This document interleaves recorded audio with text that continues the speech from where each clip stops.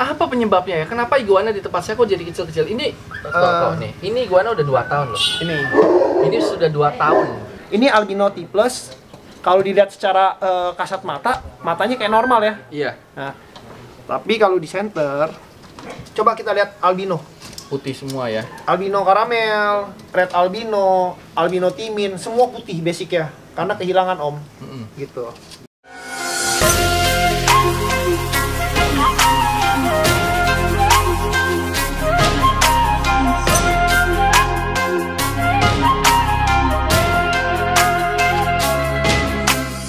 Halo sahabat, ketemu lagi di Lukia Game Channel. Pada video kali ini saya kedatangan tamu spesial, Brother Fikar, Paulus Fikar. Saya biasa ngomonginnya kok, jadi ketika ngomong pakai brother langsung stuck dulu. Kok Paulus Fikar ini, dulu saya ngambil iguana ini, salah satunya dari beliau memang punya farm iguana yang khusus ya. Bukan farm iguana yang banyak, tapi iguana nggak terlalu banyak ya kok ya? Iya. Namanya Lung Farm, Om. Lung Farm. Dan sekarang udah punya channel juga? Iya, channel nih Om. Channelnya apa namanya? Lung Farm Channel. Lung Farm Channel. Oke. Iya kok. Jadi ini nih kok iguananya. Ternyata kecil ya? Iya, kecil Om. Ini mah kecil banget kalau setelah saya dikasih tahu yang ukuran yang seharusnya, ternyata ini kecil banget ya. Kecil banget Om. Ini kalau saya hitung usianya Om ya. Iya. Sampai hari ini kurang lebih ini usianya 11 bulan. 11 bulan. 11 bulan Om. Dan penampakannya kayak iguana berapa bulan? Ini penampakannya kayak iguana 6 bulan Om. Setengahnya ya? Setengahnya. Apa penyebabnya ya? Kenapa iguana di tempat saya kok jadi kecil-kecil? Ini nih. Ini iguana udah 2 tahun loh. Ini sudah 2 tahun dari Januari. 2 tahun ya Om ya? Iya. Gini Om. Jadi faktor tempat sangat mempengaruhi pertumbuhan iguana Om. Iya. Tempat yang piaranya secara rame-rame itu mempengaruhi pertumbuhan iguana. Saya pikir hanya ngaruhnya segitu, ternyata sangat ngaruh ya. Sangat pengaruh. Ini bisa dilihat nih buktinya. Ini seumuran. Ini seumur, ini kakak adik. Maksudnya netesnya kurang lebih sama Om. Usianya 11 bulan, dia segini, saya segini. Atau mungkin saya bisa deklarasikan ini sebagai iguana pygmy, ya nggak bisa juga ya. Pygmy. Kecil banget, dwarf kecil banget ini. Dan saya pikir kalau kecil tua nggak apa-apa, tapi warnanya ininya nongol ya. Iya. Masalahnya ini enggak gitu loh. Iya, karena faktor pertumbuhan Om, gitu. Semakin sering dia ganti kulit, otomatis pertumbuhan spike dan lain-lainnya itu ikut berkembang Om, gitu. Kalau tubuhnya kecil, pasti spike-nya juga kecil Om. Iya. Ini mungkin kalau sahabat pengen tahu, ini iguana jenis apa tuh? Ini jenis karamel Om. Karamel. Iya, karamel atau albino T+. Tapi dia dari Kolombia. El Salvador karena ada Bercula, jengger lebar, supeniknya besar. Iya. Gitu. Jadi karamel ini apa sih kok sebenarnya? Karamel itu adalah nama lain dari albino T+ Om. Nama lain dari albino T+. Nah, berarti ini juga karamel dong. Ini Om punya karamel juga ini. Gitu loh. Karena variasi karamel itu ada 2. Iya. Seperti ini. Ini juga kan T+ juga, berarti karamel juga. Ini red albino Om. Red albino. Red albino itu tercipta dari perkawinan si T+ ini dengan red normal. Dan ini anakannya di F2. Iya Om. Jadi ini kalau sahabat lihat ada beberapa macam iguana. Kita mulai dari yang T+ dulu nih. Ini T+ dari red. Iguananya basicnya El Salvador Om. T+. Ini T+ tapi bukan red. Bukan red. Yes. El Salvador juga. Iya. Ini El Salvador juga. El Salvador juga Om. T+ juga. T+ juga. Yang membedakannya adalah karena dia karamelnya apa tadi? T+ karamel atau nama lain dari T+ Om. Iya. Nah, dia ada bermacam-macam warna. Nah, ini adalah basic ya Om. Basicnya. Ini adalah basic. Karena awalnya basic dari semua iguana adalah green iguana. Iya. Nah, ini versi green albino T+. Nah, yang seperti ini mereka sebutnya karamel. Sebenarnya sama Om, hanya mutasinya yang berbeda. Tetap T+.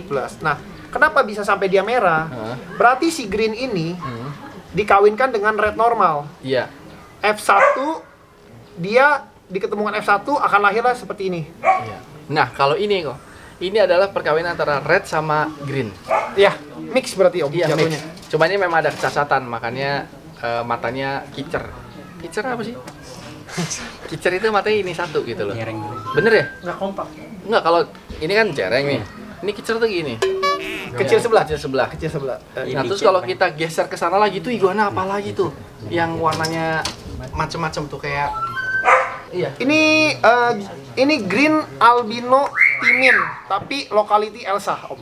Nah loh, udah ini green timin ini seperti ini ya, kan? Ini umumnya green albino timin tapi locality Colombia, Om. Oh iya. Itu yang El Salvador karena ini, ada belas warna merahnya. Ya, bercak-bercak warna merah ini, Om. Merah. Dia tidak akan jadi orange, Om.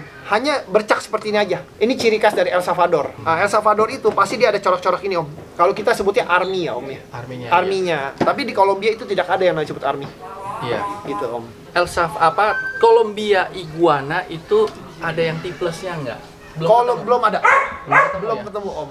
Belum ketemu. Nah, selama ini di Thailand yang paling baru ada namanya Candy Nun namanya. Apa itu? Candy Nun itu perkawinan tiples sama timin. Hilang dong harusnya. Dikawinkan lagi, dapat 2 kombinasi. Namanya Candy Nun, Om. Kayak apa itu ya? Mirip kayak begini. Tapi nanti gedenya. Tapi dia ada perubahan di matanya aja, Om. Oh, gitu. Ini kan bicara warna-warna ya. Iya, Om. Akhirnya mungkin sahabat pada pengen tanya harga. Harga. Di antara semua ini yang paling murah tentu ini yang masih normal kan? Normal ya, Om. Terus ada lagi ini. Iya. Ini Hypo. Red Hypo. Ini Red Hypo. Oh, ketinggalan dari kasihan dia nggak nongol. Nah, Red Hypo. Abis itu naik ke T+. Nah, paling tinggi adalah si karamel ini. Ini sampai berapa kok dengan ukuran segini? Babynya 60, Om. Babynya tuh segini 60 juta. Baby 60 juta. Berarti gitu. kalau ini udah harga berapa? Udah pasti ratusan, Om. Ratusan gitu. Ya. Kenapa dia mahal? Karena dia ini pencetak, Om. Bisa dikawin. Karena warna dia itu netral, Om. Iya. Om bisa bikin hijau. Om bisa bikin merah. Gitu. Setelah itu baru yang ini. Ya. Ini adalah hasil dari perkawinan dia dengan red. Iya. Keluarlah dia, red albino T+, Om. Nah, terus mata, iya. Jadi mata tuh gimana? Ini kan matanya kan merah juga. Oke. Tapi ternyata dibedakan sama yang ini bisa beda ini. Beda, gini, Om. Mauve hypo adalah kekurangan pigmen hitam dan coklat pada pigmen kulitnya. Iya. Tapi tidak merubah warna matanya, Om. Iya. Jadi hypo hanya kekurangan pigmen hitam dan coklat, tetapi matanya normal. Beda dengan albino. Kalau albino itu sudah kehilangan pigmen, sehingga warna pupil matanya sendiri pun sudah berubah menjadi merah. Seperti itu, Om. Cuman kalau saya lihat kayaknya masih ini merah juga, tapi ternyata pupilnya masih hitam ya? Hitam, Om, gitu. Jadi kalau cara kita ngelihat pupil iguana mauve itu kita cukup dengan menggunakan flashlight, Om, kayak gini. Contoh. Nah, Om bisa lihat nih, Om. Iya. Nah, ini nggak tembus, Om. Masih tetap hitam ya? Matanya masih tetap hitam, Om. Jadi, ya. Kalau Om Lucky lihat, ini matanya tetap hitam. Tidak tembus, Om. Iya. Seperti itu. Tetapi tidak berlaku pada albino. Nah, ini albino T+. Kalau dilihat secara kasat mata, matanya kayak normal ya. Iya. Nah, tapi kalau di center seperti ini, matanya tembus dia. Tembus matanya. Iya, merah, iya. Tembus. Dan mata tidak berubah sampai tua nanti ya? Oh, tidak bisa, Om. Karena ini genetik. Kalau kulit kan berubah-berubah, warna berubah-berubah ya? Kulit bermutasi, Om. Iya. Cuman untungnya memang kalau albino itu kalau kita jemur, itu nggak keluar hitam ya? Tidak, iya. Karena kehilangan warna pigmen kulit, Om. Iya.